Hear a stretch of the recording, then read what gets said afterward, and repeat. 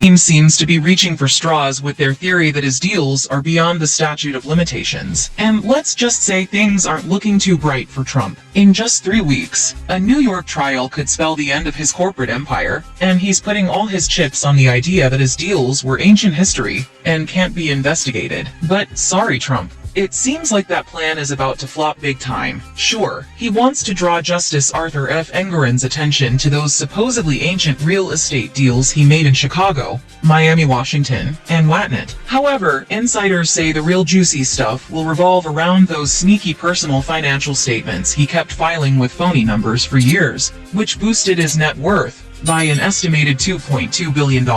It might sound like a wild exaggeration, but trust me, it all adds up over time. For instance, picture this. The real estate magnate had the audacity to fake the size of his lavish penthouse in Trump Tower by simply tripling the space from 10,000 to a whopping 30,000 square feet. And that's not all every year. He'd hand in paperwork claiming his wealth was through the roof. Now, if the judge thinks submitting bogus documents resets the clock, Attorney General Leticia James could have a real shot at pulling the rug from under the Trump family's business operations. Imagine their empire crumbling and them unable to make a single dime from their fancy buildings and golf courses. But hold on, there's one tiny catch they need to figure out first. This summer, a New York appellate court told Engoron and the AG to untangle the messy timeline of the Trump family's shenanigans, a crucial step to determine if they're still within the limits of the law. The Trump organization actually agreed to put a stop to the clock, giving investigators even more time to dig into their affairs. Talk about a legal maneuver that can benefit both sides. This whole ordeal goes way back to July 2014.